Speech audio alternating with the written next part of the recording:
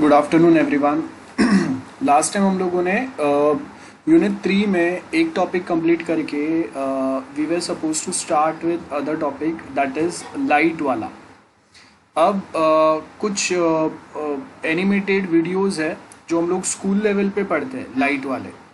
ठीक है, मतलब स्कूल लेवल पे 10th लेवल पे जो कुछ हम लोग एनिमेशन के कुछ लाइट के कुछ टॉपिक पढ़ते हैं वो मैं आपको बताऊंगा।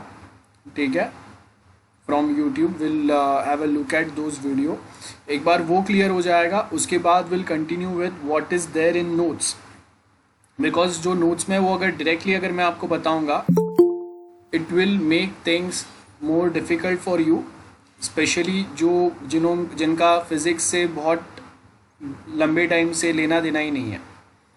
सो just to make things simple, school level पे जो हम लोग कुछ वीडियोस देखते हैं जो टॉपिक पढ़ते हैं लाइट रिलेटेड। ठीक है, रिफ्लेक्शन क्या होता है, लाइट क्या होता है, और कहाँ पे हम लोग एंगल ऑफ इंसिडेंस बनता है, कहाँ पे एंगल ऑफ हम लोगों का रिफ्लेक्शन बनेगा, नॉर्मल एंगल क्या होगा, वो एंगल कैसे फाइंड करते हैं, ये कुछ पॉइंट्स है। सो अगर वो आपको समझेगा तो उसके बाद में नोट्स की चीज़ें आपको सिंपल समझेंगे। So I will just start with that video. एक बार वो आप देख लोगे ध्यान से, उसके बाद में will continue from this part. Okay, I just share that video now. So 2-3 videos will have a look at, ध्यान से देखना।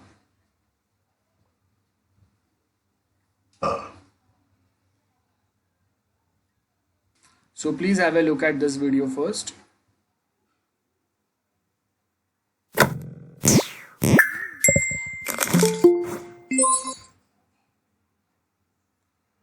ओके, आई होप साउंड भी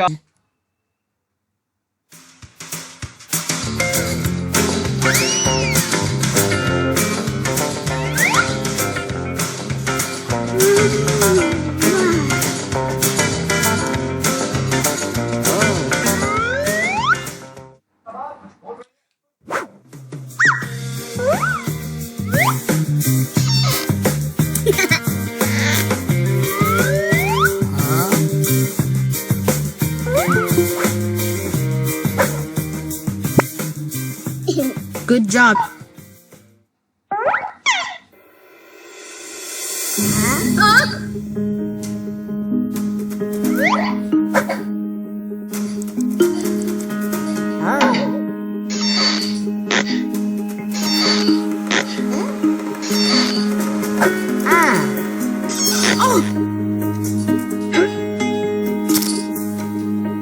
What happened to our light?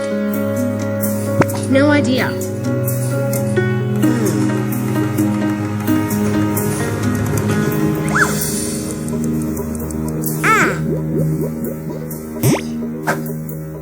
I have an idea. Really? Huh?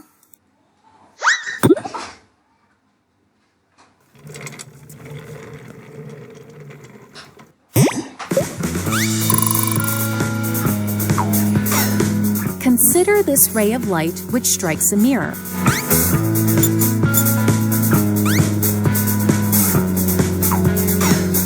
This ray of light is called the incident ray.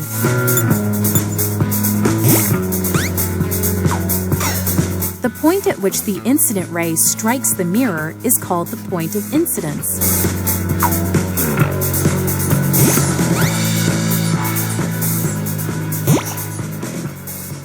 Huh?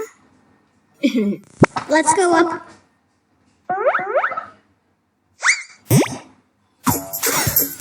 Draw a line perpendicular to the mirror through the point of incidence.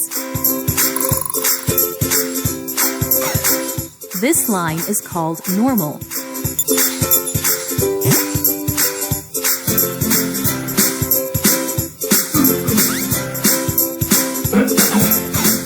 The angle which the incident ray makes with the normal is called the angle of incidence.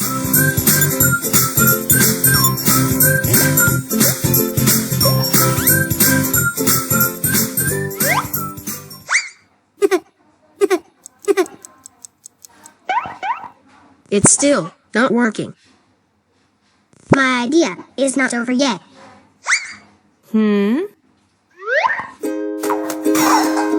When the incident ray strikes the mirror, it will bounce off the mirror.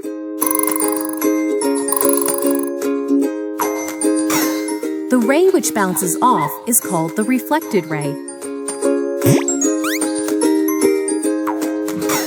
The angle which the reflected ray makes with the normal is called angle of reflection.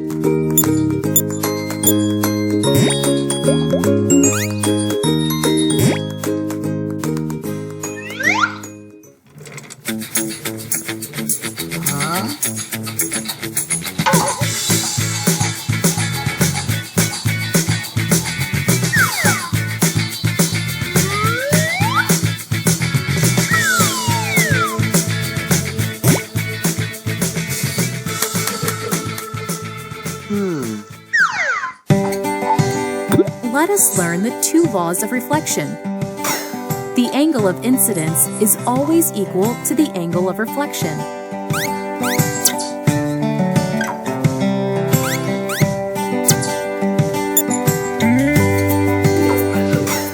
If the angle of incidence is 30 degrees, then the angle of reflection will also be 30 degrees. Remember that these angles are always measured from the normal, not from the mirror. The incident ray, the normal at the point of incidence, and the reflected ray all lie in the same plane.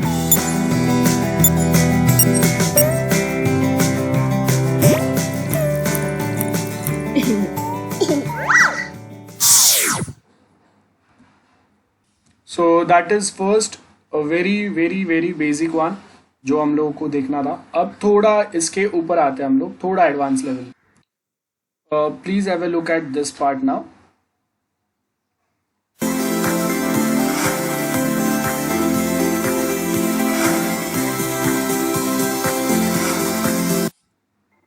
Okay, dear students, so now it is time to move ahead in this chapter. But students, अब जो topic हम पढ़ने वाले हैं उसका नाम है refraction by spherical lens. Students, ये इस चैप्टर की जान है. स्टूडेंट्स, इस चैप्टर का सबसे इंपॉर्टेंट टॉपिक है. स्टूडेंट्स, आपको पढ़ने में मजा भी आएगा. स्टूडेंट्स, बड़ा मजा आएगा. इसका बहुत प्रैक्टिकल एप्लीकेशन भी होता है. तो स्टूडेंट्स, सबसे पहले हमें ये समझने की जरूरत है कि what is the spherical lens. ये स्फेरिकल लेंस क्या होता है students? Okay, this one we suppose to have a look at. ध्यान से देखो. In this video, my aim is to give you the basic understanding of the terms virtual and real images. It's a slightly long video, but it'll be one of the most interesting ones too. I'm sure you'll enjoy it. What you see on your screen is a mirror. It has this plane and smooth reflecting surface on one side. It's called a plane mirror because its reflecting surface is flat. What other types of mirrors have you seen? Have you seen this type of mirror? Well, you must have seen it on the stand of your bathroom or maybe hung up there on a wall. This is not a plane mirror. Try to move your hands over the surface and you will notice it. This is called spherical mirror, or more precisely, spherical concave mirror. It is curved inwards. It is kept there as we use it mostly when we are shaving. Now, the obvious question that must be coming to your mind is, why do we use concave mirror for shaving instead of a plane mirror? For the answer to this question, you have to wait for our future videos. For now, we will be concentrating on the plane mirror only.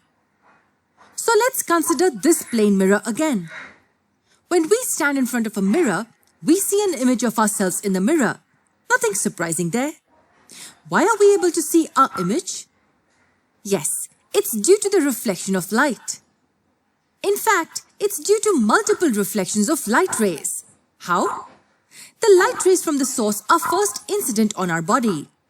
They bounce off from our body and fall on the surface of the mirror and again gets reflected from there. This reflected light then reaches our eyes and we see our image.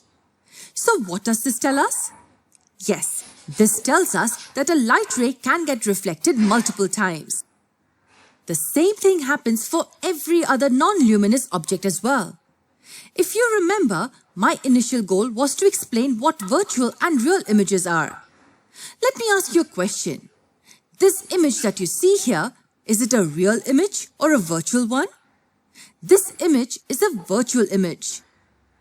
In order to explain what a virtual image is, let's first simplify this image. Let's represent this boy with an arrow pointing up. And here is our plane mirror. You can assume the top of the arrow to be the top of the head of a boy. Now, where is the image of the boy formed? When we see the image in the mirror, it seems to us that the image is formed somewhere behind the mirror. But there is nothing behind the mirror, right? For us, the light rays seem to come from the location present behind the mirror. For instance, consider a few light rays emerging from top of the arrow. All these rays are incident on the mirror and get reflected back. Yes, all the reflected rays will follow the laws of reflection. You see that all the reflected rays are moving away from each other, that is, they are diverging. But we know that the image is formed somewhere behind the mirror. So let me extend these reflected rays backwards and see what happens. We see that they meet at this point behind the mirror. And to us, this is where the top of the image appears to be. When we look at this point, it appears to us that all the light rays are diverging from this point. But in reality, there are no light rays behind the mirror. This being a smooth and shiny surface reflects most of the light back and almost no light reaches behind. But yet, we have the perception that the light rays are coming from the point behind. So we just consider the top of the arrow here. We can do something similar for the remaining points on the object to get the complete image. So we say that the image formed here is virtual, or in other words, not real. You can think of a virtual image as an image which appears to be formed in a position somewhere behind the mirror. But in reality, it isn't there. A virtual image is formed when the light rays diverge after reflection from the mirror. Every plane mirror forms a virtual image. This is the first characteristic of the images formed by plane mirrors. Images formed by plane mirrors are virtual and not real. So what is the real image then, and how are they formed?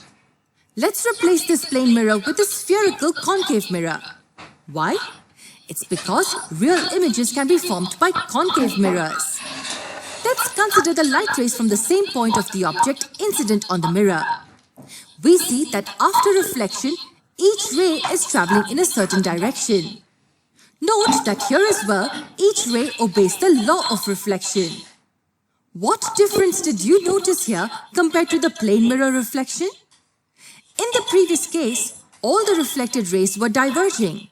Yes, here all the reflected rays after reflection are intersecting each other at this point, or we can say that they are converging at this point. And the image of the top of the arrow is formed at this point. And we can do something similar for the remaining points of the object too. We get this image. This is called a real image. It is the image formed when light rays converge after reflection from the surface. One important thing we need to know is that real images formed by concave mirrors are always inverted. We will learn more about this in the future videos. You see that in this case, the image is formed on the same side of the mirror as the object is. Real images are always formed on the same side as that of the object. And light rays do reach this position.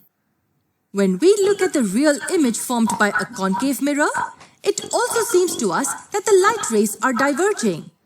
But here the rays actually are diverging from a point in front of a mirror. Whereas in the case of a plane mirror, it appears to us that the rays were diverging from the point behind the mirror. So did you understand the difference between a virtual image and a real image?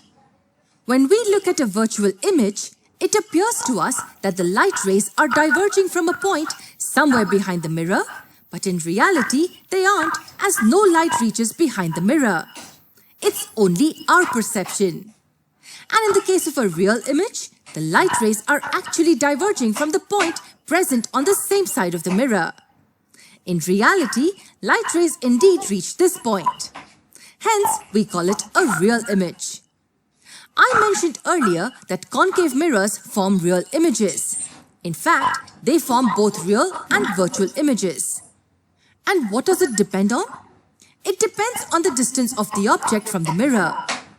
We will learn more about the real images formed by concave mirrors in our future videos.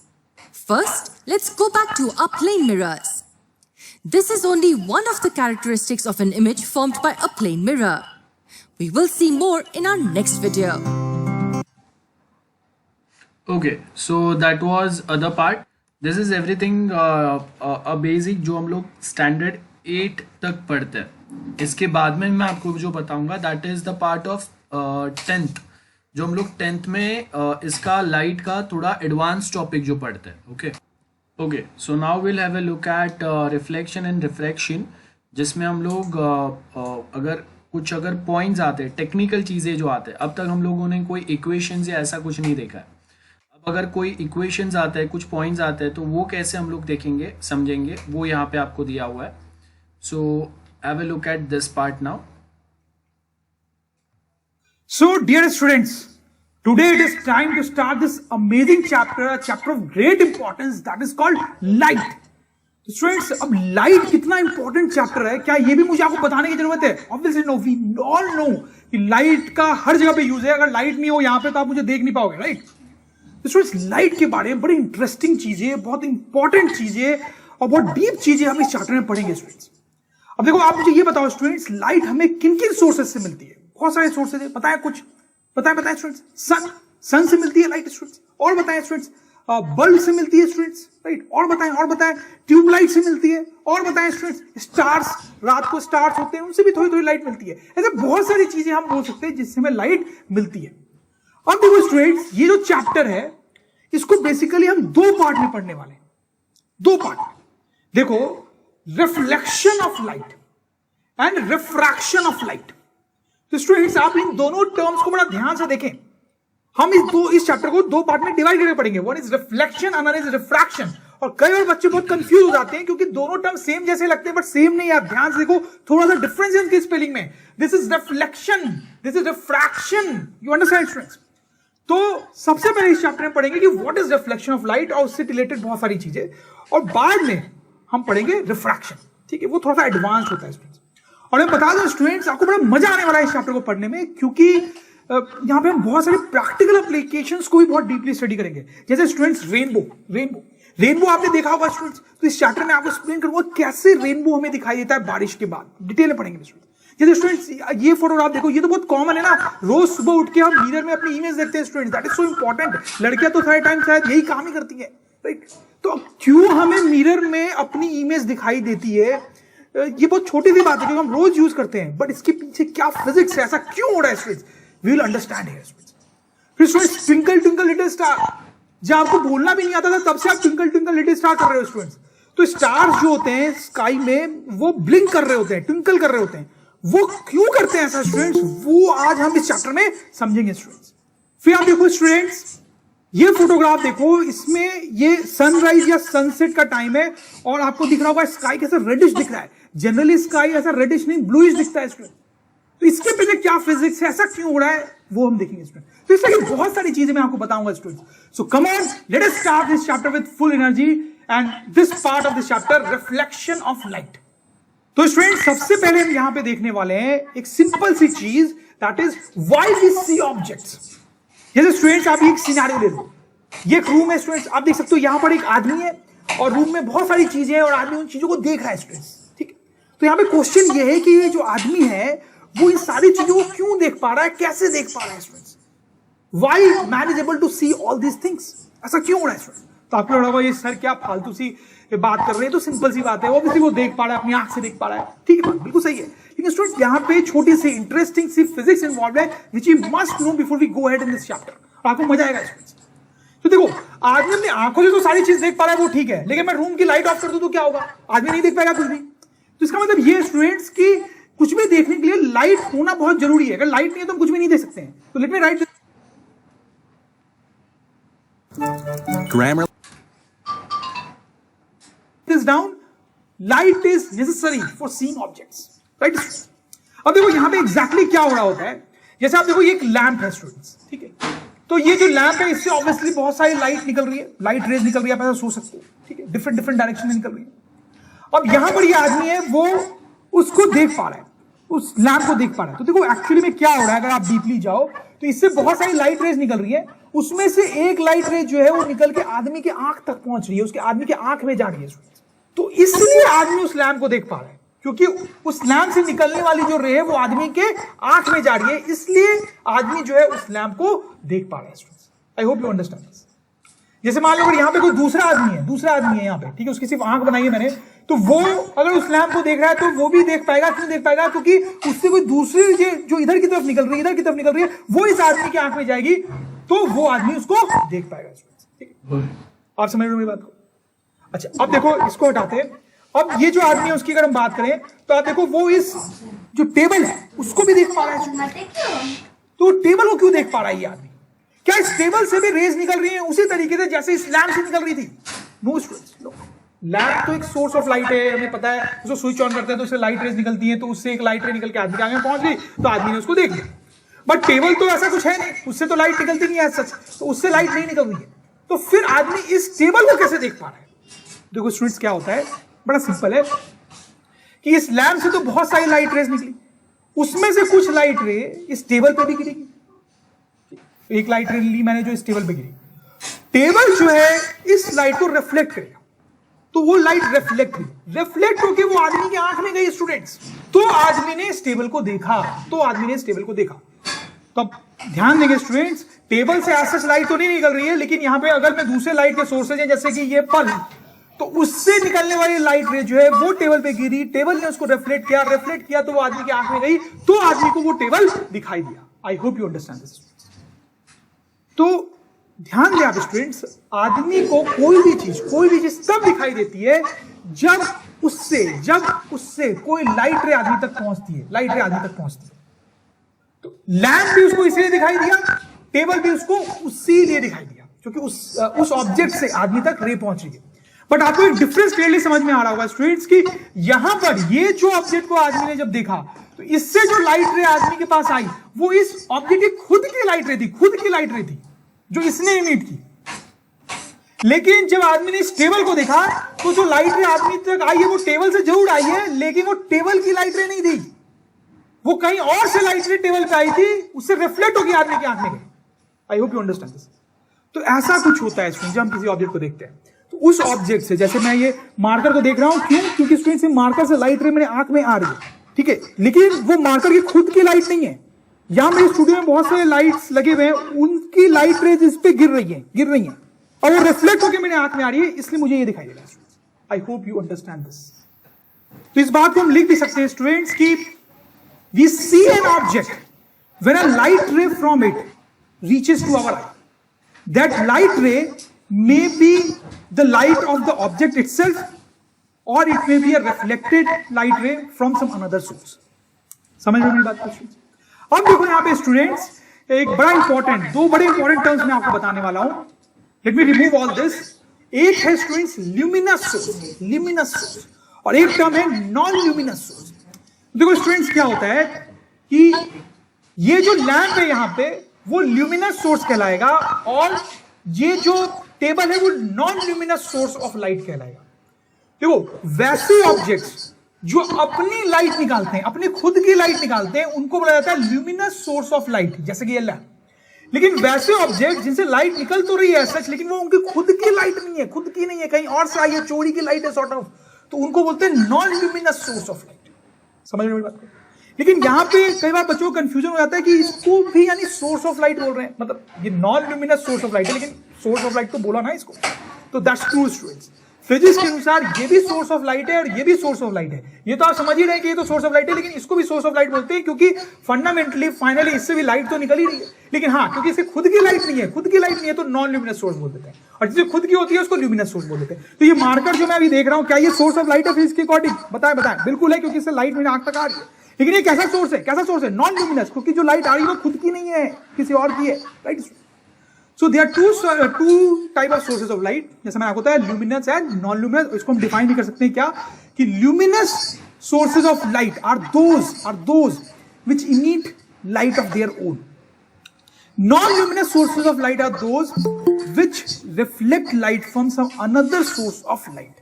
तो students आपको luminous और non luminous source of light समझ में आया, और इसका मैं एक और बड़ा क्लासिक और इंपॉर्टेंट एग्जांपल आपको देता हूं. जैसे स्टूडेंट्स आप सोचो, let us remove all this. तो स्टूडेंट्स वहां पे सन है. हाँ ओके, नहीं अभी बात कर रहा थी पापा. और ये है अर्थ, और स्टूडेंट्स ये मून है. ठीक है, जो अर्थ के राउंड राउंड राउंड घूमता है. ठीक है, तो यहाँ पे आप मान लो कि मून है. ठीक है, अब देखो स्टूडेंट्स क्या होता है कि आप सन को देखते हो और सन आपको दिखाई देता है. क्यों दिखाई देता है स्टूडेंट्स? अब आप बता सकते हो सन हमें क्यों दिखाई देता है जब अर्थ से हम सन को देखते हैं. तो ये सन से लाइट रे निकल रही है स्टूडेंट्स, वो लाइट रे सन से निकल के अर्थ तक आ रही है. तो जब वो अर्थ तक आती है तो हमारे आंखों में जाती है, तो इसलिए हमें सन दिखाई देता है स्टूडेंट्स. समझ में आ रही मेरी बात आपको? अच्छा, लेकिन हमें मून भी दिखाई देता है स्टूडेंट्स. ये मून क्यों दिखाई देता है? Can you tell me this? तो देखो यहाँ पे स्टूडेंट्स क्या होता है, शायद आपको पता ही हो कि सन से लाइट मून पर भी जा रही है, और मून क्या करता है, उसमें से कुछ लाइट रिफ्लेक्ट कर देता है अर्थ की तरफ. इस तरीके से ये लाइट जब हमारे आंखों में जाती है तो हमें मून दिखाई देता है. समझ में आई मेरी बात आपको स्टूडेंट्स? राइट. अब मुझे बताओ, क्या आप सन को सोर्स ऑफ लाइट बोलोगे? बिल्कुल बोलोगे. क्या आप मून को भी सोर्स ऑफ लाइट बोलोगे? बिल्कुल बोलोगे स्टूडेंट्स. क्यों? क्योंकि मून से भी लाइट आप तक आई ना, तो moon will also be called source of light. लेकिन डिफरेंस क्या है स्टूडेंट्स? सन को कैसा सोर्स ऑफ लाइट बोलोगे? ल्यूमिनस. एंड मून को कैसा सोर्स ऑफ लाइट बोलोगे? Non luminous source of light. Right. तो आपको बात समझ में आई क्या है ल्यूमिनस सोर्स और क्या है नॉन ल्यूमिनस सोर्स, और कैसे हम ऑब्जेक्ट्स को देख पाते हैं. तो स्टूडेंट्स, अगर ड्रोन स्टडी की ये वीडियोस आपको अच्छे लग रहे हैं तो आप please, This is the next part. Please have a look. so today we are going to study this very important topic in physics, very important thing about light students, that is called refraction. Refraction. और please spelling पे ध्यान देंगे students. Refraction, this is not reflection, this is refraction. Reflection थोड़ी अलग चीज होती है, इसके बारे में हम पढ़ भी चुके हैं स्टूडेंट्स, और रिफ्रैक्शन अलग होता है जो हम यहाँ पे पढ़ने वाले हैं. इसका बहुत ज्यादा प्रैक्टिकल एप्लीकेशन होता है. जैसे आप देखो, मैंने ये स्पेक्स पहन रखा है. आप में से बहुत सारे लोग स्पेक्स पहनते होंगे और आप स्पेक्स का इंपॉर्टेंस जानते होंगे स्टूडेंट्स. बिना स्पेक्स के हम कुछ ढंग से देख नहीं सकते. For us who wear specs, ये बहुत इंपॉर्टेंट चीज है. ये जो स्पेक्स है स्टूडेंट्स, उसमें रिफ्रैक्शन का बहुत इंपॉर्टेंट यूज है. इतना ही नहीं स्टूडेंट्स, आप मुझे यहाँ पे देख पा रहे हो क्योंकि सामने एक कैमरा लगा. उस कैमरे को मैं यहाँ पुल करूं तो आप देखो उसमें एक ग्लास टाइप की चीज लगी हुई है स्टूडेंट, उसको लेंस बोलते हैं. और वहां पर भी रिफ्रैक्शन ऑफ लाइट जो है वो बहुत इंपॉर्टेंट रोल प्ले कर रहा है स्टूडेंट्स. इतना ही नहीं स्टूडेंट्स, रिफ्रैक्शन का बहुत जगह पे बहुत प्रैक्टिकल एप्लीकेशन होता है स्टूडेंट्स. जैसे जैसे चैप्टर में हम आगे बढ़ेंगे मैं आपको समझाता जाऊंगा स्टूडेंट्स, आपको बड़ा मजा भी आएगा. तो स्टूडेंट्स चलो स्टार्ट करते हैं रिफ्रैक्शन ऑफ लाइट. तो स्टूडेंट्स, इसको समझने के लिए सबसे पहले आप अपने दिमाग पे थोड़ा रिकॉल करें कि एक होता है ट्रांसपेरेंट सब्सटेंस और एक होता है ओपेक सब्सटेंस. दोनों में क्या डिफरेंस होता है स्टूडेंट्स आप समझते हैं. जैसे ग्लास लिया आपने, यहाँ पे आयरन का ब्लॉक लिया, तो लाइट जो है वो ग्लास से ट्रैवल कर सकती है स्टूडेंट्स, इस आयरन के ब्लॉक से ट्रैवल नहीं कर सकती है. तो ये जो आयरन का ब्लॉक है वो ओपेक है, और ये जो ग्लास है वो क्या है, ट्रांसपेरेंट स्टूडेंट्स. वैसे ट्रांसपेरेंट ऑब्जेक्ट्स के बहुत सारे एग्जांपल्स आप दे सकते हैं. क्या? Water, air, kerosene, turpentine, these are some examples of transparent medium जिससे लाइट जो है स्टूडेंट्स ट्रैवल कर सकती है. और स्टूडेंट दूसरी बात कि लाइट जब इन मीडियम से ट्रैवल करती है तो लाइट ट्रैवल्स इन बोले fill in the blank, light travels in straight line. Light travels in straight line. तो स्टूडेंट्स, ओपेक मीडियम से तो लाइट ट्रैवल करती नहीं है, ट्रांसपेरेंट से ट्रैवल करती है, और ट्रैवल करती है तो कैसे ट्रैवल करती है, स्ट्रेट लाइन में ट्रैवल करती है. राइट. अब देखो रिफ्रैक्शन क्या होता है. Let me remove all this. जैसे स्टूडेंट्स हमारे पास दो मीडियम, दो, तो सपोज करो यहां पर मीडियम है एयर, यहां पे मीडियम है जो है वो है वाटर ले लो. ठीक है, तो सपोज करो यहाँ पे कोई लेक वगैरह कुछ होगा, यहाँ पे वाटर है, वो उसके ऊपर एयर है. अब दोनों के बीच में आप देखो, जहां पर दोनों मीडियम मीट कर रहे हैं उसको बोलते हैं इंटरफेस. क्या बोलते हैं स्टूडेंट्स? इंटरफेस ऑफ मीडियम्स, मतलब जहां पे दोनों मीडियम जो है वो मीट कर रहे हैं. और सपोज करो कि एक लाइट ऐसे आ रही है, लाइट की रे ऐसे आ रही है. ठीक है, हवा में आ रही है, स्ट्रेट लाइन में आ रही है. अब अगर नीचे वाटर नहीं होता तो वो स्ट्रेट लाइन में ट्रैवल करती रहती है. लेकिन अब वाटर है तो ऐसा नहीं होता है स्टूडेंट्स, ऐसा नहीं होता है. अब क्या होता है, ये लाइट रे से बेंड होके नीचे जाती है, आप समझ रहे हो बात? जब लाइट रे हवा में जा रही थी तो वो स्ट्रेट लाइन में जा रही थी, लेकिन बीच में यहाँ पे दूसरा मीडियम आया इंटरफेस पे वो बेंड हो जाती है. जब पानी में इंटर कर रही है बेंड हो जाती है. उसी तरह से स्टूडेंट्स अगर पानी में कोई लाइट रे ऐसे जा रही है, ठीक है, तो अब यहां पर इंटरफेस आ गया ना, यहां पे दूसरा मीडियम आने वाला है, ठीक है, तो वो बेंड कर जाएगी स्टूडेंट्स, बेंड कर जाएगी स्टूडेंट्स। इसी को बोलते हैं रिफ्रैक्शन ऑफ लाइट। लाइट रे जब एक मीडियम से दूसरे मीडियम में इंटर करती है तो वो बेंड कर जाती है, that is called refraction of light students. इसको हम लिख भी सकते हैं, what is refraction of light. बड़ा इंपॉर्टेंट क्वेश्चन है, बहुत पॉपुलर क्वेश्चन है, आपसे बड़ा पूछा जाएगा स्टूडेंट, तो क्या जवाब देंगे students? Bending of light when it passes from one medium to another is called refraction of light. सही ना, बड़ा सिंपल है, राइट? तो स्टूडेंट्स अब टाइम आ गया है कि हम देखें laws of refraction of light. तो स्टूडेंट इससे पहले हमने ये पढ़ा है कि लाइट जब रिफ्लेक्ट होती है तो किन लॉज को फॉलो करती है। अब स्टूडेंट्स हम यहां पे देखेंगे कि लाइट जब रिफ्रैक्ट होती है, बेंड होती है, तो वो कौन से लॉज को फॉलो करती है? दो लॉज को फॉलो करती है स्टूडेंट, बड़े सिंपल है, आपको आराम से समझ में आ जाएंगे। जैसे लॉ ऑफ रिफ्लेक्शन पढ़ा था वैसे ही यहां पर लॉज ऑफ रिफ्रैक्शन पढ़ेंगे, और वैसे दो लॉज होते हैं। पहला लॉ क्या है स्टूडेंट्स? First law. तो स्टूडेंट आप सपोज करो कि ये एक मीडियम है, ठीक है, यहां पर कोई दूसरा मीडियम होगा और नीचे इसके कोई दूसरा मीडियम होगा, तो ये इंटरफेस है। और सोचो स्टूडेंट्स यहां से एक लाइट रे आई, वो बेंड होकर ऐसे नीचे गई, यहां पे आपने एक नॉर्मल बना लिया स्टूडेंट्स। इसको तो बोलेंगे इंसिडेंट रे, इसको बोलेंगे रिफ्रैक्टेड रे, और इसको क्या बोलेंगे स्टूडेंट्स? नॉर्मल। सही बात है। अब स्टूडेंट्स पहला लॉ बड़ा सिंपली ये बोलता है कि ये तीनों जो चीज हमने बात की, इंसिडेंट, रिफ्रैक्टेड रे एंड नॉर्मल, ये तीनों they all lie in same plane। मैं इसको लिख भी सकता हूं स्टूडेंट कि पहला लॉ जो है वो ये बोलता है कि इंसिडेंट रे, रिफ्रैक्टेड रे and normal all lie in same plane।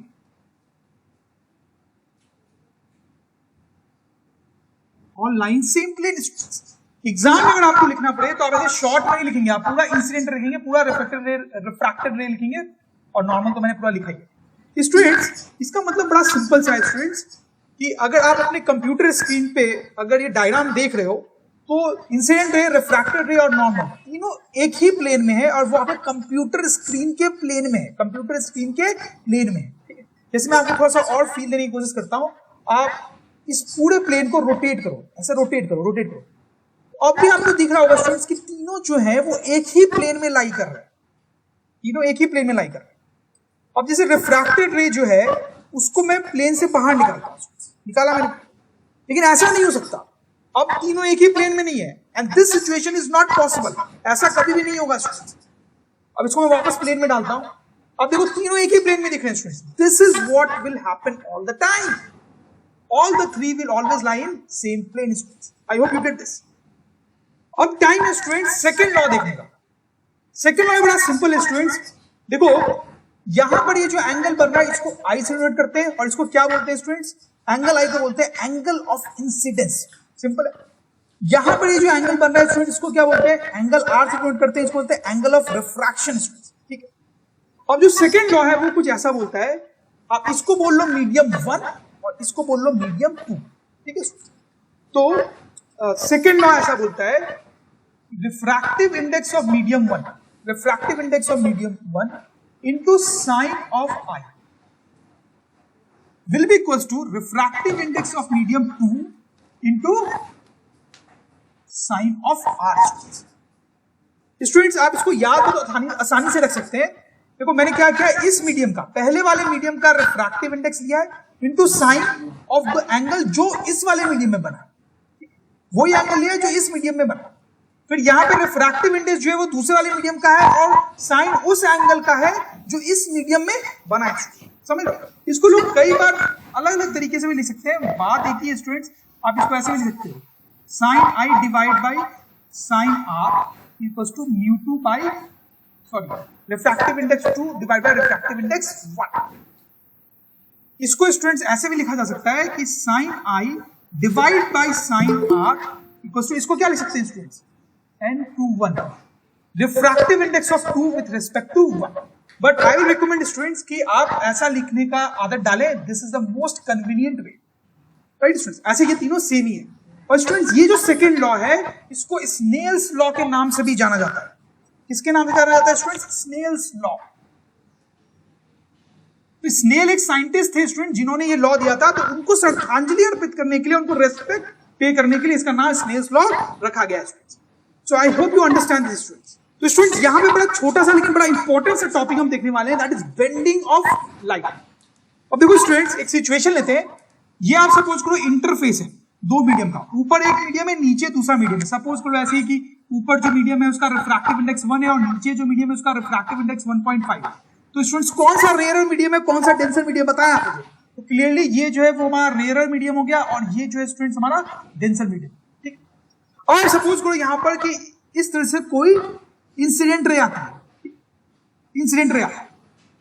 अब यहां पर सबसे पहले तो आप नॉर्मल बना लो स्टूडेंट्स, तो ये नॉर्मल बना लिया हम लोग। अब देखो इस मीडियम में लाइट रे जब जाएगी तो इसको बेंड होना है स्टूडेंट्स, बेंड होना है, रिफ्रैक्शन होगा। लेकिन ये कैसे बेंड होगी? देखो ये दो तरीके से बेंड हो सकती है, एक तो ये ऐसे जा सकती है या फिर ये ऐसे भी जा सकती है। क्या ये ऐसे जा सकती है या फिर ऐसे भी जा सकती है? तो अगर ये ऐसे गई है तो ये नॉर्मल से हम बोलेंगे अवे हो गई, राइट? अगर ये ऐसे जाती है तो हम बोलेंगे नॉर्मल से अवे हो गई, और अगर ये ऐसे जाती है तो हम बोलेंगे नॉर्मल के तरफ बेंड हुई, नॉर्मल की तरफ बेंड हुई। समझ लो तो कौन सा केस होगा? तो स्टूडेंट्स यहां पर ये जो लाइट रे ऐसे ऐसे ऐसे, तो यहां पे हम बोलेंगे कि बेंडिंग जो हुई है दैट इज टुवर्ड्स नॉर्मल। तो बोलेंगे टुवर्ड्स नॉर्मल। क्या बोलेंगे स्टूडेंट्स? Towards normal. तो ये लाइट रे जो बेंड हुई है वो बेंड होकर नॉर्मल की तरफ, ठीक, ध्यान दें, टुवर्ड्स। तो यहां पर एक और सिचुएशन लेते हैं स्टूडेंट्स, फिर से मेरा ये इंटरफेस है और एक लाइट रे ऐसे आई और आप सपोज करो कि यहां पर ये जो रिफ्रैक्टिव इंडेक्स है वो 2 है और यहां पर जो रिफ्रैक्टिव इंडेक्स है 1 है। मतलब ये जो है स्टूडेंट्स वो डेंसर मीडियम हो गया आपका और नीचे जो है वो रेयर मीडियम हो गया। ठीक है, अब ध्यान देंगे ये वाला जो सिचुएशन है ऊपर वाले सिचुएशन से अलग है। इसमें लाइट रे जो है वो रेयर से डेंसर मीडियम की तरफ जा रही थी, रेयर से डेंसर मीडियम की तरफ जा रही है। इसमें लाइट रे जो है वो डेंसर से रेयर मीडियम की तरफ जा रही है, मतलब उल्टा हो रहा है स्टूडेंट्स, अपोजिट हो रहा है, अपोजिट। यहां पर लाइट कैसे बेंड होगी? तो 1 सेकंड स्टूडेंट्स, पहले तो आप नॉर्मल बना लो। अब देखो लाइट क्या तो ऐसे बेंड होगी क्या तो ऐसे होगी, कौन सा होना चाहिए स्टूडेंट्स? शायद आप गेस मार पा रहे होंगे स्टूडेंट्स कि जैसा यहां पे हुआ था उसका उल्टा होना चाहिए ना स्टूडेंट्स वहां पे, राइट? तो वही होगा स्टूडेंट्स, यहां पे लाइट रे जो है इस तरीके से चली गई और हम बोलेंगे बेंडिंग कैसे हुई है? Away from normal. ध्यान देंगे, away from normal. I hope you get this students.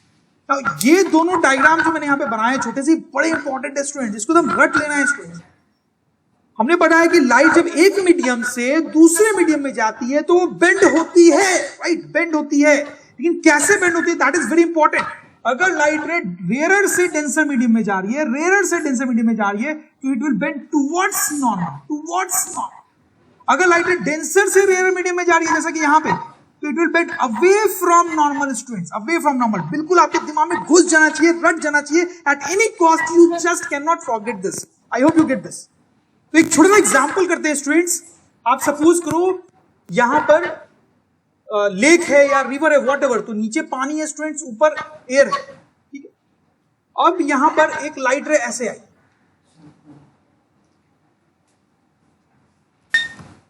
एक तो नॉर्मल बना लिया मैंने यहां पर। अब ये लाइट रे कैसे बेंड होगी आपको मुझे बताना है स्टूडेंट्स। ये नॉर्मल के तरफ बेंड होगी या नॉर्मल से अवे बेंड होगी, ये आप मुझे बताएंगे स्टूडेंट्स, प्लीज टेल मी। बड़ा स्टूडेंट्स इजी है, यहां पे आप समझ ही रहे होंगे, ऊपर एयर है, ठीक है, और नीचे वाटर है। तो स्टूडेंट्स कौन सा रेयर मीडियम है, कौन सा डेंसर मीडियम है?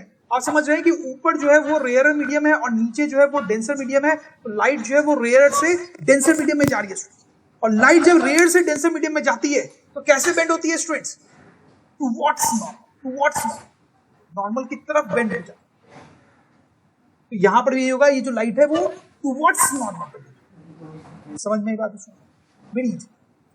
वैसे इसका उल्टा करते हैं स्टूडेंट्स, आप इसको एक्सपैंड कर दो इधर की तरफ, तो इधर भी पानी है, इधर वाटर है। अब लाइट जो है वो पानी में से ऊपर जाए, पानी में से ऊपर जाए, नॉर्मल बना लो आप।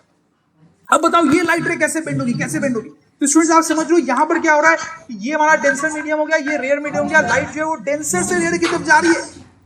तो जब डेंसर से रेयर की तरफ जाती है, डेंसर से रेयर की तरफ, तो लाइट कैसे बेंड होती है students? Away from normal, away from normal. तो ये यहां पर भी जो रे है वो कैसे बेंड होगी स्टूडेंट्स? अब देखिए इस तरीके से, away from normal, away from.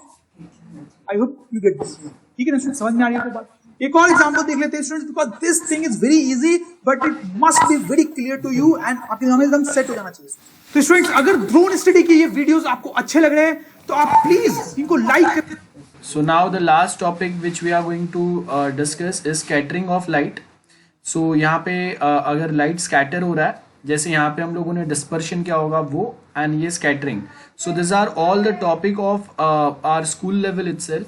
ये समझने के बाद में हम लोगों का कंप्यूटर ग्राफिक्स का टॉपिक कि अगर कंप्यूटर में अगर हम लोग कोई लाइट टॉपिक के बारे में बात कर रहे हैं, एनिमेशन में अगर हम लोग कोई एक लाइट टॉपिक अगर यूज करेंगे, so how we are going to apply those concepts. So ये एग्जैक्टली स्कूल लेवल का ही ये कंसेप्ट जो है उसको हम लोग एनिमेशन दैट इज 2D और 3D वर्ल्ड के लिए and as well as generating something, अगर एनिमेशन में अगर मुझे कहीं पे अगर कोई एक लाइट अगर रिप्रेजेंट करना है तो ये same concept we suppose to apply there as well. So वही हम लोग देखेंगे, प्लीज हैव अ लुक। अजीब से दिखने वाली चीज हम पढ़ने वाले हैं, that is called scattering of light. Students, ये थोड़ा ऐसा टॉपिक है जहां पे बच्चों को बड़ी प्रॉब्लम होती है, बच्चों को क्या बड़े बड़े लोगों को प्रॉब्लम होती है, पर स्टूडेंट्स आप टेंशन मत ले, मैं आपको बड़े अच्छे से ये टॉपिक समझा दूंगा जैसा कि मैं हमेशा करता हूं स्टूडेंट्स, राइट? तो let us see scattering of light. अब स्टूडेंट देखो, लाइट की हम बात कर रहे हैं तो लाइट जनरली किसी ना किसी चीज से ट्रैवल करती है, जैसे कि हवा की बात कर लो स्टूडेंट्स। तो अगर हम हवा की बात करें स्टूडेंट, तो हवा में बहुत सारे पार्टिकल्स होते हैं स्टूडेंट्स। कैसे पार्टिकल्स होते हैं आप बताएं मुझे। देखो, एक तो हवा में ऑक्सीजन, नाइट्रोजन या बाकी गैसेस के मॉलिक्यूल्स होंगे, वो बहुत छोटे छोटे पार्टिकल्स हैं, राइट स्टूडेंट्स? उसके अलावा और कैसे कैसे पार्टिकल्स हो सकते हैं हवा में बताएं स्टूडेंट्स। डस्ट पार्टिकल्स, पॉल्यूशन के कारण आपने देखा होगा कि छोटे छोटे डस्ट पार्टिकल्स हवा में फ्लोट करते रहते हैं students. Water droplets, tiny water droplets. तो स्टूडेंट्स क्या होता है कि जनरली बारिश के सीजन में छोटे छोटे पानी के ड्रॉपलेट्स हवा में तैरते रहते हैं स्टूडेंट्स। तो आप समझ सकते हैं कि हवा में बहुत सारे छोटे छोटे पार्टिकल्स होते हैं। ऐसा ही नहीं स्टूडेंट्स, लाइट जैसे ग्लास से भी ट्रैवल कर सकती है। तो हम ग्लास की भी बात करें तो ग्लास में बहुत सारे छोटे छोटे पार्टिकल्स होते हैं। ग्लास के अपने मॉलिक्यूल्स होंगे छोटे छोटे, उसमें कुछ इंप्योरिटीज भी हो सकती हैं छोटी छोटी। तो ग्लास में भी छोटे छोटे पार्टिकल्स हैं, राइट? अब देखो स्टूडेंट्स, यहां पे आप सिचुएशन कंसिडर करो कि एक लाइट रे जो है, सपोज करो व्हाइट लाइट ही, वो ऐसे आगे जा रही है स्टूडेंट्स, ठीक है? और ये जो पूरा रीजन है वो वैक्यूम है, मतलब वहां पे कोई पार्टिकल्स नहीं है स्टूडेंट्स, वैक्यूम में जा रही है। लेकिन जब वो यहां पहुंचती है तो यहां पे बहुत सारे पार्टिकल्स है। हो सकता है यहां पे हवा हो तो हवा के बहुत सारे पार्टिकल्स है स्टूडेंट्स। तो होता क्या है कि जब लाइट रे यहां पे ट्रैवल कर रही है जहां पे कोई पार्टिकल्स नहीं है, तो थोड़ी अलग सी चीज होती है। और जब वो इस रीजन में इंटर करती है, यहां पे ट्रैवल करती है जहां पे बहुत सारे छोटे छोटे पार्टिकल्स है, तो थोड़ी अलग सी चीज होती है। तो मैं आपको बताता हूं, यहां पे लाइट रे जो है वो स्ट्रेट ट्रैवल करती रहती है, कोई दिक्कत नहीं है, आगे जा रही है। लेकिन जब लाइट रे यहां पहुंचती है तो वो छोटे छोटे पार्टिकल से कोलाइड करते करते आगे जाएगी, सही है? उसके कारण स्टूडेंट्स, उसके कारण क्या होता है कि जो लाइट रे है उसमें से थोड़ी सी लाइट इधर फैलने लगती है स्टूडेंट्स, ठीक है? जब ये लाइट टकराती है छोटे छोटे पार्टिकल से तो लाइट का थोड़ा सा पोर्शन इधर चला जाता है, मतलब अलग अलग डायरेक्शन में जाने लगता है। यहां पे ऐसा नहीं होता है, यहां पे पूरी की पूरी लाइट आगे ही आ रही थी, कुछ भी इधर उधर नहीं जा रहा था, लेकिन यहां पे छोटे छोटे पार्टिकल टकराने के बाद लाइट का थोड़ा थोड़ा पोर्शन इधर या इधर जा रहा है। उसके कारण ये भी होगा कि आगे जाने वाली लाइट क्या होगी स्टूडेंट्स, कम होती जाएगी, राइट? क्योंकि लाइट इधर उधर जा रही है। इनफैक्ट हम इसको ऐसा ही बना सकते हैं कि लाइट रे को हम थोड़ा मोटा बनाएं और फिर हम इसको ऐसा पतला होता हुआ दिखाएं, टैपर होता हुआ दिखाएं। तो इसका मतलब ये है कि लाइट जैसे आगे जा रही है कम होती जा रही है क्योंकि वो अलग अलग डायरेक्शन में फैल रही है। Now this phenomena is called scattering of light, कि जब लाइट ऐसे रीजन से गुजरती है जहां पे बहुत सारे छोटे छोटे पार्टिकल्स हैं तो वो अलग अलग डायरेक्शन में फैलने लगती है स्टूडेंट्स, ठीक है? जबकि वैक्यूम ऐसा नहीं होता है। तो इसका ये जो फैलना है पार्टिकल से टकराने के बाद, उसको बोलते हैं स्कैटरिंग ऑफ लाइट। समझ रहे हो मेरी बात को? बड़ा सिंपल सा फंडा है स्टूडेंट, लोगों को समझ में बड़ी दिक्कत होती है लेकिन बड़ा आसान सा है। तो हम क्या डिफाइन कैसे कर सकते हैं स्कैटरिंग ऑफ लाइट को, कि स्प्रेडिंग ऑफ लाइट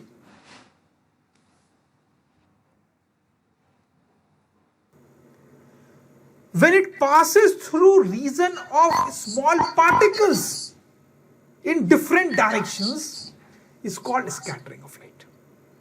समझ रहे हो students? that is scattering of light. तो स्टूडेंट्स स्कैटरिंग आपको आया समझ में, ठीक है। अब इसको थोड़ा और डीपली मैं आपको बताता हूं। अब देखो यहां पर जो पार्टिकल्स है वो छोटे होने चाहिए, तभी ये स्कैटरिंग होती है। लेकिन छोटे में भी पार्टिकल्स क्या तो बहुत छोटे हो सकते हैं, लेकिन या फिर थोड़े बड़े हो सकते हैं। दो कैटेगरीज हो सकती हैं उन पार्टिकल की, जैसे कि मैं आपको बताता हूं।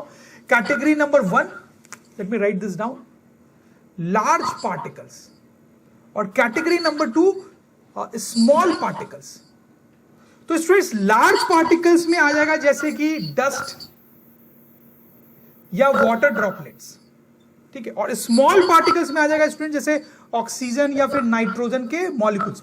तो पॉइंट यहां पे आपको ध्यान देना है और कंफ्यूज नहीं होना है कि स्कैटरिंग होती तो तभी है जब यहां के पार्टिकल्स छोटे हो। तो आप देखो डस्ट के पार्टिकल, वाटर ड्रॉपलेट्स, ऑक्सीजन या नाइट्रोजन, सब पार्टिकल्स छोटे हैं, लेकिन उस छोटे में भी एक कैटेगरी बहुत छोटे की और उसे एक हो गई थोड़े से बड़े की। तो ऑक्सीजन और नाइट्रोजन के मॉलिक्यूल्स जो होते हैं, मॉलिक्यूल्स है वो तो बहुत ही छोटे होते हैं स्टूडेंट्स, आपको नेकेड आई से देख भी नहीं सकते हो।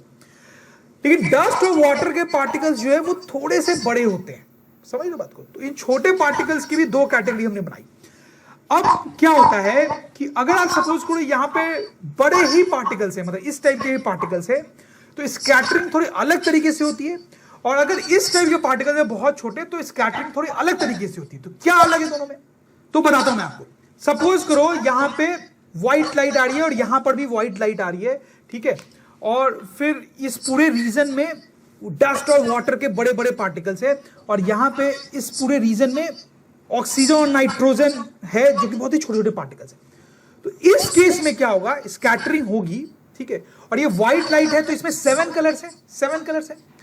इस केस में वो सातों कलर जो है वो स्कैटर होंगे, मतलब यहां पे कुछ लाइट इधर इधर फैल के जा रही है, इधर इधर फैल के जा रही है, और सातों कलर जो है वो इक्वल एक अमाउंट में जा रहे हैं। जितना रेड ऊपर जा रहा है या नीचे जा रहा है, उतना ही वायलेट भी जा रहा है, ग्रीन भी जा रहा है, येलो भी जा रहा है, ठीक है। तो हम बोल सकते हैं सारे कलर जो है इक्वल अमाउंट में इधर उधर जा रहे होते हैं। तो इक्वल अमाउंट में जा रहे हैं तो हम बोल सकते हैं व्हाइट लाइट इधर उधर जा रही है, मतलब जितना येलो गया उतना ही ग्रीन गया, उतना ब्लू उतना रेड। तो व्हाइट लाइट हम बोल सकते हैं थोड़ा पोर्शन व्हाइट लाइट का इधर उधर जा रहा है, जैसे लाइट आगे जा रही है कम हो रही है। यहां पर आप थोड़ा सा ध्यान देंगे, यहां पे क्या होता है, जहां पे पार्टिकल्स बहुत छोटे होते हैं वहां पे स्कैटरिंग होती है। लेकिन यहां पे क्या होता है कि ये व्हाइट लाइट है, इसमें 7 कलर्स है, 7 कलर्स है। इसमें क्या होगा कि जब ये लाइट आगे जाएगी तो इसमें से ब्लू कलर ही स्कैटर होगा, ब्लू कलर ही स्कैटर होगा, ठीक है। तो स्टूडेंट्स क्या होता है, विबग्योर, राइट, विबग्योर। तो इसमें ये जो है इधर वाले जो कलर्स हैं वो ज्यादा स्कैटर होते हैं इस सिचुएशन में, और इधर वाले जो कलर्स हैं वो लेस स्कैटर होते हैं इस केस में। तो इफेक्टिवली आप सोच सकते हो कि इस केस में ब्लू जो है वो ज्यादा स्कैटर हो रहा है, ठीक है। ग्रीन वगैरह जो है और कम स्कैटर हो रहा है, और रेड तो बहुत ही कम स्कैटर हो रहा है, ठीक है। जबकि इसमें ऐसा नहीं हो रहा है, इसमें सब बराबर अमाउंट में स्कैटर हो रहे थे, ठीक है। लेकिन इसमें ब्लू ज्यादा स्कैटर होगा और आगे जो लाइट जाएगी उसमें ब्लू बहुत कम होता जाएगा, ठीक है। समझ रहे हैं मेरी बात? तो ये दो बड़े इंपॉर्टेंट पॉइंट्स है स्कैटरिंग से रिलेटेड जो आपको ध्यान में होने चाहिए स्टूडेंट्स। बड़े बड़े पार्टिकल तो सारे कलर इक्वल अमाउंट से स्कैटर होंगे, छोटे छोटे पार्टिकल्स तो ब्लू ज्यादा स्कैटर होगा, मतलब इधर वाले कलर ज्यादा स्कैटर होंगे और रेड वाले कलर्स बहुत कम स्कैटर होंगे। रेड आगे ही जाता जाएगा, आगे ही जाता जाएगा। समझ में आ रही बात? तो स्टूडेंट देखो बाकी सब मैंने हटा दिया है, लेकिन इसको रखा है क्योंकि इसका अपने आप में बहुत प्रैक्टिकल एप्लीकेशन है। ये बहुत इंटरेस्टिंग पॉइंट है अपने आप में। जैसे स्टूडेंट्स मैं आपको बताऊं तो आप देखो इस फोटोग्राफ को देखो स्टूडेंट, इसमें क्या हो रहा है स्टूडेंट, डेंजर बताया जा रहा है। और किस कलर को यूज किया जा रहा है डेंजर को बताने के लिए? रेड। आपने देखा स्टूडेंट्स कहीं भी डेंजर बताना है तो रेड कलर का यूज होता है, रेड सिग्नल का यूज होता है। ऐसा क्यों स्टूडेंट्स? रेड कलर को ही क्यों इतना बदनाम किया गया है कि डेंजर चीजों को रेड से बताएंगे? तो उसके पीछे लॉजिक है स्टूडेंट्स। जैसे मैं आपको बताता हूं, जैसे आप सपोज करो 3 डिफरेंट ऑब्जेक्ट्स ले लो अलग अलग करके। रेड ले लो जो एक एंड पे हो गया विबग्योर के, एक ग्रीन ले लो बीच का, एक इस साइड का ब्लू ले लो या वायलेट ले लो, व्हाटएवर, ठीक है स्टूडेंट्स। ऐसे 3 ऑब्जेक्ट्स मैंने लिए, ठीक। अब ये तीनों अलग अलग कलर के, तीनों से उनके कलर की लाइट निकलेगी। ये रेड है तो इससे मान लो ये रेड बल्ब है अगर, तो इससे रेड कलर की लाइट निकलेगी, इससे ग्रीन कलर की निकलेगी, इससे ब्लू कलर की, राइट। अब देखो स्टूडेंट्स क्या होगा कि ये हवा से पास हो रहे हैं, हवा में ये छोटे पार्टिकल्स हैं तो ये स्कैटर करेंगे, लाइट यहाँ पे स्कैटर करेगी। लेकिन सबसे ज्यादा स्कैटरिंग किसका होगा स्टूडेंट्स? ब्लू का, ठीक है। तो स्टूडेंट्स यहाँ से जो ब्लू लाइट निकल रही है वो बहुत ज्यादा स्कैटर करेगी, साइड में बहुत ज्यादा स्कैटर करते हुए आगे बढ़ेगी स्टूडेंट्स, ठीक है। ग्रीन है उसमें स्कैटरिंग थोड़ी कम होगी तो वो भी स्कैटर होगा लेकिन थोड़ा कम स्कैटर होते हुए आगे बढ़ेगा, और जो रेड है वो तो और भी कम स्कैटर होगा स्टूडेंट्स, ठीक है। तो आप देखो मैंने कैसे बनाया, यहाँ पे बहुत सारे साइड वाइज एरो बनाया, मतलब ये बहुत ज्यादा साइड में फैल रही है, रेड जो है वो थोड़ा थोड़ा ही फैल रहा है स्टूडेंट्स, ठीक है, कम स्कैटरिंग हो रही है, कम स्कैटरिंग हो रही है, राइट। अब देखो इसके कारण क्या होगा कि ब्लू जो है बहुत ज्यादा स्कैटर हो रहा है, बहुत ज्यादा स्कैटर हो रहा है, बहुत ज्यादा फैल रहा है, तो जो आगे ब्लू लाइट जा रही है वो कम होती जा रही है, कम होती जा रही है, और हो सकता है यहां पर आते आते ब्लू लाइट फिनिश, क्योंकि पूरी स्कैटरिंग हो गई, वो तो पूरी खत्म, यहां पे ब्लू लाइट खत्म। What do you think about green? Green थोड़ा कम स्कैटर हो रहा है, तो वो थोड़ा धीरे धीरे खत्म होगा, वो थोड़ा और आगे तक पहुंचेगा, ठीक है। And what about red? Red तो बहुत ही कम स्कैटर हो रहा है, लेकिन हो तो वो भी रहा है, लेकिन कम हो रहा है, तो और भी आगे तक पहुंचेगा, हो सकता है वो यहां तक पहुंचे, राइट।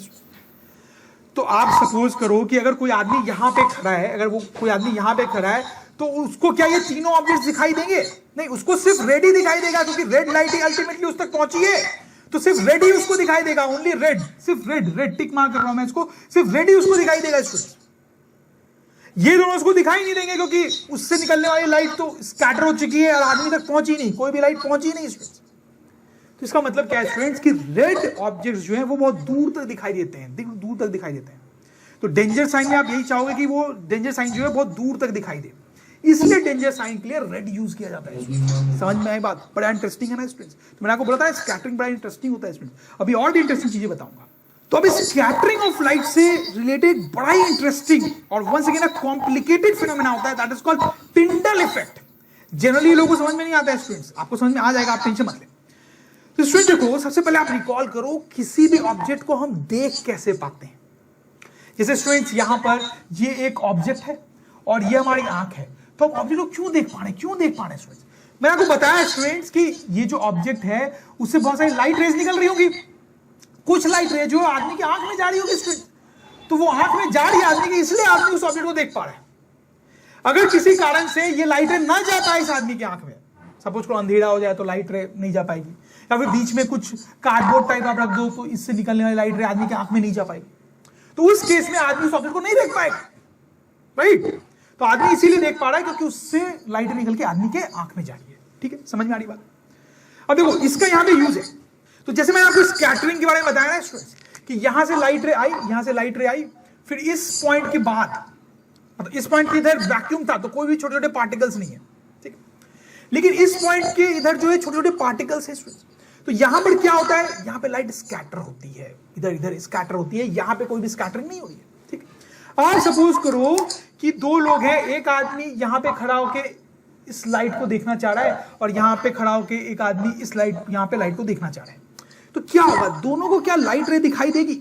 अभी जो ऑब्जेक्ट को देखने वाला फंडा मैंने आपको एक्सप्लेन किया वही आप यहां पे लगाओ, तो यहां पर तो क्या होगा कि आदमी जो है वो इस रे को देखना चाह रहा है, तो इस रे से कुछ लाइट रे नीचे की तरफ आ रही है, इस रे से कुछ लाइट रे नीचे की तरफ आ रही है जो आदमी के आंख में जाएगी, तो आदमी को ये लाइट रे दिखाई देगी, सिंपल सिंपल, ठीक है ना। इस लाइट रे को आप ऑब्जेक्ट की तरह सोचो, तो उससे कुछ लाइट रे निकल के इस आदमी की आंख में जा रही है, तो इस आदमी को ये लाइट रे दिखाई देगी। यहां पर क्या दिखाई देगी, आप खुद सोच पाएंगे, नहीं दिखाई देगी। क्यों नहीं दिखाई देगी? क्योंकि यहां पे जो स्कैटरिंग हो ही नहीं रही है, तो यहां से कोई लाइट रे नहीं निकल रही है, तो आदमी की आंख में नहीं जाएगा कुछ भी, तो उसको ये लाइट रे दिखाई नहीं देगी। तो प्लीज ध्यान दे, मैं क्या बताना चाह रहा हूं कि लाइट रे ऐसे पास हो रही है, जब यहां पर से देखा जाएगा तो वो लाइट रे दिखाई नहीं देगी जाती हुई, ठीक है, नहीं दिखाई देगी जाती हुई, और यहां से जब देखा जाएगा तो वो दिखाई देगी जाती हुई। समझ रहे हो? जैसे स्टूडेंट्स आप एक और एग्जांपल देखें, यहां पे इस फोटोग्राफ को देखें स्टूडेंट, देखो यहां पे क्या हो रहा है, यहां पे एक टॉर्च है, ठीक है, उससे रेड लाइट निकल रही है, लेकिन आप ध्यान दो, रेड लाइट निकली यहां पर भी है, फिर इस ग्लास के अंदर जो लिक्विड है उससे पास हो रही है, फिर यहां भी आई, लेकिन आप देख सकते हो कि आपको जो रेड लाइट है वो सिर्फ इस ग्लास के अंदर ही दिखाई दे रही है जब वो लिक्विड से पास हो रही है, लेकिन जब वो हवा से पास हो रही है तो आपको दिखाई नहीं दे रही है स्टूडेंट्स। तो क्या वहां पे रेड लाइट नहीं है स्टूडेंट्स? ऑब्वियस है, यहां पे टॉर्च है तो रेड लाइट निकल के हवा से क्रॉस हुई, फिर लिक्विड से क्रॉस हुई, फिर हवा में आई, बट यहां पे दिखाई नहीं दे रही। तो यहां पे वही फिजिक्स चल रही है स्टूडेंट जो मैंने यहां पे बताया आपको। देखो यहां पे क्या हो रहा है, हवा यहां पे जो है उसमें ऑक्सीजन और नाइट्रोजन के मॉलिक्यूल्स हैं जो कि बहुत छोटे हैं, बहुत छोटे पार्टिकल्स हैं। लिक्विड के जो मॉलिक्यूल्स हैं स्टूडेंट्स वो बड़े होते हैं, तो बड़े मॉलिक्यूल्स हैं, लार्ज। स्टूडेंट्स, स्कैटरिंग में मैंने आपको बताया था कि छोटे और बड़े पार्टिकल्स होने से फर्क पड़ता है। याद आ रहा है क्या फर्क पड़ता है? क्या होता है कि ये जो छोटे पार्टिकल्स होते हैं, छोटे पार्टिकल्स जो हवा के हैं, ऑक्सीजन, नाइट्रोजन, ये सिर्फ ब्लू को ही ज्यादा स्कैटर करते हैं। ब्लू को ज्यादा स्कैटर करते हैं, मैंने आपको बताया था। तो रेड लाइट यहां से पास तो हो रही है, ठीक है, लेकिन वो ब्लू को ही ज्यादा स्कैटर करते हैं, तो रेड स्कैटर नहीं हो पा रहा है, स्कैटर नहीं हो पा रहा है, ठीक है, रेड स्कैटर नहीं हो रहा है। यहां के पार्टिकल्स जो है वो लार्ज हैं। लार्ज जो है मैंने आपको बताया था सारे कलर्स को स्कैटर करते हैं, सारे कलर्स को स्कैटर करते हैं। तो रेड जो है यहां पे बहुत स्कैटर हो रहा है। अंडरस्टूड? तो अगर ये आदमी यहां पे देख रहा है इसको तो उसके आंख में ये स्कैटर लाइट जा रही है, तो उसको ये लाइट रे दिखाई देगी। यहां पर अगर कोई आदमी देख रहा है तो यहां पे तो स्कैटरिंग हो ही नहीं रही है, तो आदमी के आंख में कुछ भी नहीं जा रहा है, तो इसको ये लाइट रे दिखाई नहीं दे रही है। समझ लो बात को? तो वही फंडा हो रहा है जो मैंने आपको यहां पे समझाया था, ठीक है। तो देखो, जो स्कैटरिंग होती है वो काम की चीज है। उससे क्या होता है, लाइट का पाथ दिखाई देता है। जैसे मैंने आपको यहां भी बताया था, यहां स्कैटरिंग हो रही है तो आप लाइट रे को देखोगे तो उसका पाथ दिखाई देगा, यहां पर नहीं दिखाई देगा, ठीक है। रीजन मैंने आपको समझाया। ऐसा प्रैक्टिकली आपको बहुत जगह पे दिखता है स्टूडेंट्स। जैसे आप ये फोटोग्राफ देखो, इसमें क्या हो रहा है स्टूडेंट्स, धूप का टाइम है, सुबह में खासकर ऐसा दिखाई देता है, और विंडो से धूप अंदर आ रही है, तो देखो ये लाइट का पाथ पूरा दिखाई दे रहा है इस फोटोग्राफ में। तो क्यों दिखाई दे रहा है स्टूडेंट्स? क्योंकि आपने देखा होगा कि बहुत सारे डस्ट पार्टिकल्स ऐसे घूमते हुए दिखाई देते हैं इस सिचुएशन में। तो हवा में बहुत सारे डस्ट पार्टिकल्स हैं जो बड़े हैं, तो वो सारे कलर्स को स्कैटर कर रहे हैं, उसके कारण लाइट का पाथ आपको दिखाई दे रहा है। समझ रहे हो मेरी बात? जैसे खासकर जंगलों में जब बारिश हो जाती है और बारिश के बाद जब सन आता है बहुत स्ट्रॉन्ग, तो इस टाइप का कुछ दिखाई देता है। तो इस समय आप देखो लाइट का पाथ दिखाई दे रहा है। क्यों? क्योंकि बारिश के बाद वाटर के टाइनी ड्रॉपलेट्स होंगे जो थोड़े बड़े होंगे, तो वो सारे कलर्स को स्कैटर कर रहे हैं, इसलिए उनका पाथ, लाइट का पाथ दिखाई दे रहा है। तो स्कैटरिंग के कारण लाइट का पाथ दिखाई देने लगता है, जैसे मैंने आपको यहां पे बताया। और ये लाइट का जो पाथ दिखाई दे रहा है, उसी फिनोमेना को टिंडल इफेक्ट बोलते हैं। समझ लो, उसी फिनोमेना को टिंडल इफेक्ट बोलते हैं। स्टूडेंट्स, हम इसको लिख भी सकते हैं, due to scattering of light. Okay, so यहाँ पे ये एक टिंडल इफेक्ट वाला जो पार्ट था वो हम लोगों ने देख लिया। इसके आगे नेक्स्ट जो पार्ट है वो ये वाला होगा। तो स्टूडेंट्स, वो सन है। सन से लाइट जो है वो अर्थ तक आती है, ठीक है। तो देखो, पहले जो है वो वैक्यूम से ट्रैवल करके आती है। ये जो पूरा रीजन है ये वैक्यूम है। बाद में आप सोचो कि इस लाइन के इधर जो है हमारा एटमॉस्फेयर है। तो आप बड़ी बात समझ रहे हो ना कि सन से लाइट जब आएगी अर्थ तक, तो पहले वो वैक्यूम को पास करेगी, फिर हमारे एटमॉस्फेयर को पास करते हुए अर्थ तक पहुंचेगी, ठीक है। अब आपको पता है कि स्टूडेंट्स, वैक्यूम में तो कोई पार्टिकल्स होते नहीं है, नो पार्टिकल्स, और यहां पे छोटे छोटे पार्टिकल्स होते हैं जैसे ऑक्सीजन और नाइट्रोजन के मॉलिक्यूल, ठीक है, सही। तो स्टूडेंट्स, जैसे आप सपोज करो कि यहां से ये लाइट रे ऐसे इंटर करी हमारे एटमॉस्फेयर में, यहां से एक और लाइट रे ले लो हमारे एटमॉस्फेयर में, ठीक है। तो यहां पर जब वो वैक्यूम से पास हो रही है, और व्हाइट लाइट है, ठीक है, सन से व्हाइट लाइट आती है, उसमें सारे कलर्स होते हैं। तो जब वैक्यूम से ये व्हाइट लाइट पास हो रही है, तो क्या कोई स्कैटरिंग होगा? नहीं होगा, क्योंकि कोई पार्टिकल ही नहीं है यहां पे। तो आप समझ रहे हैं स्कैटरिंग नहीं होगा, नो स्कैटरिंग, कोई स्कैटरिंग नहीं होने वाला यहां पे। लेकिन स्टूडेंट्स, यही लाइट रे जब हमारे एटमॉस्फेयर से पास करेगी, तो यहां पे बहुत छोटे छोटे पार्टिकल्स हैं, है ना। तो यहां पे क्या होगा? स्कैटरिंग होगी क्या स्टूडेंट्स? बताएं, होगी। अच्छा, अब ध्यान देंगे स्टूडेंट्स, यहां पे मैंने आपको बोला कि एटमॉस्फेयर में ऑक्सीजन और नाइट्रोजन है, जो कि बहुत छोटे छोटे मॉलिक्यूल्स होते हैं उनके, तो बहुत छोटे पार्टिकल्स हैं। तो मेनली यहां पे ब्लू कलर स्कैटर होगा, इस तरह से स्कैटर होगा। बाकी कलर्स भी स्कैटर होंगे, लेकिन वो बहुत कम अमाउंट में स्कैटर होंगे स्टूडेंट्स, इसलिए इसको हम इग्नोर कर सकते हैं। सबसे ज्यादा कौन स्कैटर होगा? ब्लू स्कैटर होगा। तो ब्लू स्कैटर हो रहा है, ऐसा समझ लो। ऊपर स्कैटरिंग नहीं हो रही थी, यहां पे ब्लू स्कैटर हो रहा है। You understand? और सपोज करो, बड़ा सिंपल सा फंडा है कि अगर कोई आदमी यहां पे खड़ा है, और वो इधर की तरफ देखता है, सन की तरफ नहीं देख रहा है, इधर की तरफ देख रहा है, इधर स्काई की तरफ देख रहा है, ऊपर इधर स्काई की तरफ देख रहा है। तो जब वो इधर की तरफ देख रहा है, तो उसके आंख में ये ब्लू लाइट जाएगी ना स्टूडेंट्स, ब्लू लाइट जाएगी। जो व्हाइट लाइट यहां से पास हो रही थी, उसमें से ब्लू स्कैटर हो रहा था, फैल रहा था, तो ये ब्लू लाइट उसके आंख में जाएगी। अगर ये आदमी इधर स्काई की तरफ देख रहा है, तो ये ब्लू लाइट रे जो है वो आदमी की आंख में जाएगी। तो ब्लू लाइट आदमी की आंख में गई तो आदमी को कौन सा कलर दिखाई देगा? ब्लू। तो क्या हुआ स्टूडेंट यहाँ पे कि आदमी ने स्काई की तरफ देखा, उसके आंख में ब्लू कलर गया तो उसको ब्लू दिखाई दिया, तो उसको लग रहा है कि स्काई क्या है? ब्लू है, उसको लग रहा है स्काई ब्लू है। उसी तरह से अगर आदमी इधर भी देखता है, दूसरे डायरेक्शन में भी स्काई की तरफ देखता है, इधर की तरफ, तो उसके आंख में ब्लू लाइट रे आएगी, तो उसको लगेगा कि स्काई कैसी होती है? ब्लू। आपको समझ में आया स्टूडेंट्स?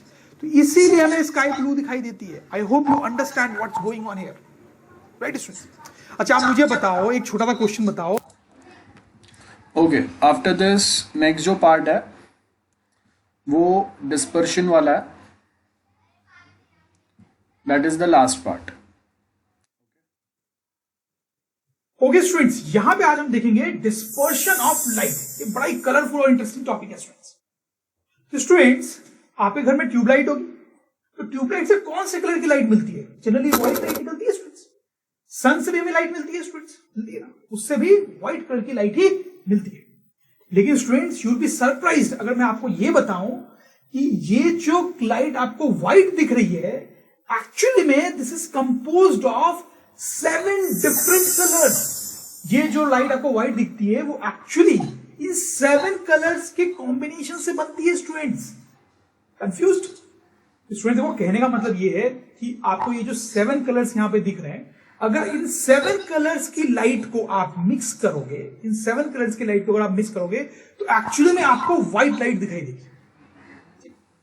या फिर आपको मैं अलग तरीके से समझाऊं, इस ट्यूबलाइट से जो आपको व्हाइट लाइट निकलती हुई दिख रही है, तो एक्चुअली में हो यहां पे ये रहा है, इस ट्यूबलाइट से ये 7 कलर की लाइट निकल रही है। इस ट्यूबलाइट से 7 कलर की लाइट निकल रही है, साथ साथ। तो आपको जो दिखाई दे रहा है वो इन 7 कलर का मिक्सचर दिखाई दे रहा है, और इसीलिए आपको क्या दिखाई दे रहा है? व्हाइट। ये 7 कलर जब साथ में होते हैं तो इनका मिक्सचर व्हाइट दिखाई देता है। वैसे सन के साथ भी हो रहा है, सन से भी हम तक अर्थ पे ये 7 कलर्स की सारी लाइट आती है, और हमें जो दिखाई देता है उसका मिक्स्ड इफेक्ट दिखाई देता है, इसलिए हमें व्हाइट कलर दिखाई देता है। आई hope you understand this students. तो बड़ा इंटरेस्टिंग सा फैक्ट है स्टूडेंट्स। और किसने पता किया कि ये जो व्हाइट लाइट है वो इन 7 कलर से बनी होती है? किसने पता किया students? One and only the greatest scientist ever. कौन students? Newton. One and only Newton ने पहली बार ये बताया था कि ऐसा होता है स्टूडेंट्स। तो स्टूडेंट्स, इस इंपॉर्टेंट पॉइंट को लिखना बनता है। हम लिख सकते हैं कि white light is composed of 7 different colours, right students? ठीक है, अब हम देखेंगे कि ये 7 कलर्स कौन कौन से कलर्स हैं। तो स्टूडेंट्स, सबसे पहला कलर है वायलेट, फिर दूसरा है इंडिगो, फिर ब्लू, फिर ग्रीन, फिर येलो, फिर ऑरेंज, फिर रेड स्टूडेंट्स। ठीक है, और आपको इसी सीक्वेंस में इन कलर्स के नाम याद भी रखने होंगे स्टूडेंट्स।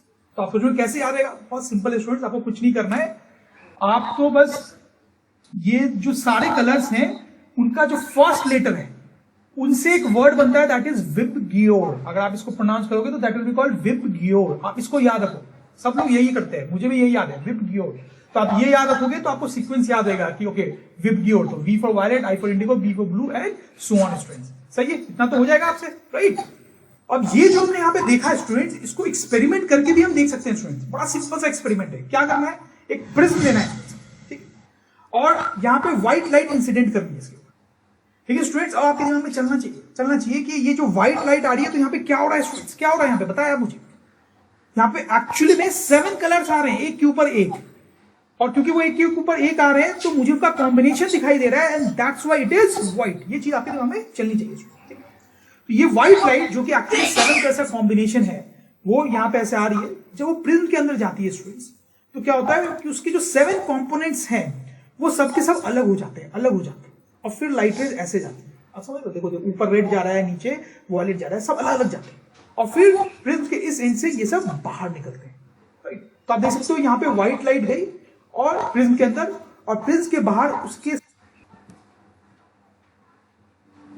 7 कलर्स अलग अलग में मिलते हैं, अलग अलग दिखाई देते हैं, राइट? तो जो चीज मैंने आपको बताई वो यहाँ पे हम देख सकते हैं। अब यहाँ पर 1-2 चीजों को हमें ध्यान से देखना चाहिए कि यहाँ पे आप देखो सबसे ऊपर कौन सा कलर आ रहा है स्टूडेंट्स? रेड। और सबसे नीचे कौन सा आ रहा है? वायलेट। तो यहाँ पर जो कलर का सीक्वेंस है वो विबग्योर का उल्टा है, मतलब नीचे से विबग्योर। ठीक है, ये थोड़ा ध्यान में रखने वाली चीज है, राइट? अब स्टूडेंट्स, हमने यहाँ पे हेडिंग क्या डाली थी, डिस्पर्शन ऑफ लाइट। मैंने आपको बताया था ये मैं पढ़ाऊंगा, तो हम पढ़ चुके हैं स्टूडेंट्स। ये जो फिनोमेना यहाँ पे प्रिज्म वाला है ना, that is dispersion of light. Okay, so that is one part जो हम लोगों को समझना है।